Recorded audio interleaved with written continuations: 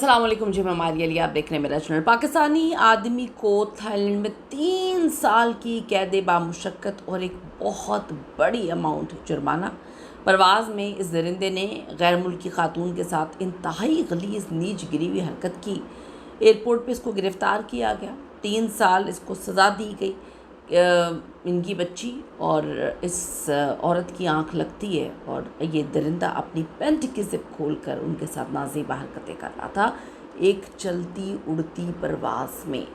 ये थाईलैंड क्या करने जा रहा था? वेकेशंस पे जाने वाला दरिंदा जिसको गिरफ़्तार किया गया है और थाईलैंड में इसको कड़ी सज़ा दी गई। इसने क्या क्या किया, इससे पहले कितनी ख़वातीन के साथ ये दरिंदगी कर चुका, दुबई में इसने क्या कुछ किया था, आज की वीडियो में इस पर बात करते हैं। रिक्वेस्ट है चैनल को सब्सक्राइब करें, आपकी सपोर्ट की ज़रूरत है और वीडियो को आखिर तक ज़रूर देखना है। दहाई अफसोसनाक और शर्मनाक वाक़े के हवाले से आपको बताने जा रही हूँ, जो कि हाल ही में फ़्लाइट के दौरान पेश आया पाकिस्तानी नौजवान की। देखिए, गैर मुल्की खातून के साथ इंतहाई गिरी हुई हरकत, जिसके बारे में आप तसव्वुर भी नहीं कर सकते। जिस तरह से उसको गिरफ़्तार किया गया, ना सिर्फ गिरफ़्तार किया गया बल्कि थाईलैंड पुलिस ने गिरफ़्तार करने के अगले रोज़ ही जो है उसको अदालत में पेश किया गया। उसको 3 साल कैद बामुशक्कत जो है वो अब काटनी पड़ेगी थाईलैंड में। 3 अगस्त को अभी रिसेंटली ये वाक़या पेश आता है, जब एक फ़्लाइट इटली के शहर मिलान से दुबई के रास्ते बैंकॉक जो है वो जा रही थी। सब कुछ स्मूथ था, सब कुछ रिलैक्स था, लोग सुकून से जो है वो आराम से बैठे हुए थे, कोई सो रहा था। थोड़ी लंबी फ़्लाइट थी, उसके बाद लोग वेकेशन पे जा रहे थे, कुछ लोग वापस जा रहे थे। थाईलैंड जा रही थी जब ये फ़्लाइट, तो इस 6 घंटे की तवील फ़्लाइट में 30 साला पाकिस्तानी नौजवान जिसका नाम रज़ा अली है, ये भी सफ़र कर रहा था। इसमें एक 33 साला थाई खातून अपनी 4 साला बेटी के साथ सफ़र कर रही थी।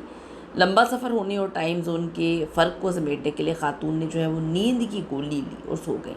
लेकिन दौरान परवाज़ जब वो गहरी नींद में थी तो रज़ा अली ने उनके साथ शदीद शदीद शदीद नामुनासिब छेड़छाड़ की, गलत तरीके से छुआ। उसने देख लिया था कि इसने नींद की गोली ली है, उसके बाद उसको लगा कि ये नींद की गोली लेते ही सो गई है, इसने कौन सा जागना है।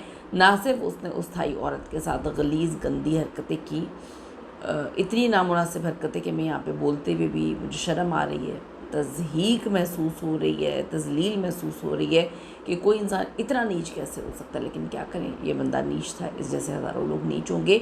इसने जब देखा कि उस औरत की बेटी भी छोटी सी मौजूद है और उस औरत ने नींद की गोली खा ली है, तो इसने उस बच्ची के साथ भी गंदी हरकतें उड़ते हुए जहाज़ में करना शुरू कर दी। खातून की जब आँख खुली तो उसको ये हरकत महसूस हुई, अपनी बॉडी पे उसका हाथ महसूस हुआ। फ़ौरी तौर पे उसने कैबिन क्रू को तमाम मामले से आगाह किया। उसने बच्ची को अलग किया कैबिन क्रू ने और सूरत हाल की तस्दीक की। जैसे ही जहाज़ थाईलैंड के बैंकॉक इंटरनेशनल एयरपोर्ट स्वारमाभूमि एयरपोर्ट पहुंचता है, रज़ा अली को एयरपोर्ट पर रोक लिया जाता है, अंदर जाने की इजाज़त नहीं दी जाती। शुरू में तो उसने अपने अमल से इनकार किया, लेकिन बाद में उसने माफ़ियाँ मांगना शुरू कर दी, घुटनों के बल बैठ के रहम की अपील करना शुरू कर दी। मुतासर थाई खातून ने माफ़ करने से साफ इनकार कर दिया और बहुत अच्छा किया। मैं होते या आप होते तो मुझे पता नहीं, मैं होती तो उसको पहले 2-4 चपेड़े रसीद करती और उसके बाद उसको कभी माफ़ ना करती। माफ़ करने का मतलब ये है कि आप किसी अगली इंसान के साथ ये दरिंदगी होने देते। कानूनी कार्रवाई पर जोर दिया उस औरत ने ताकि कोई और आइंदा इस गलीज़ आदमी की गलीज़ हरकत से या तकलीफ़ से अजीज़ से ना गुजरे।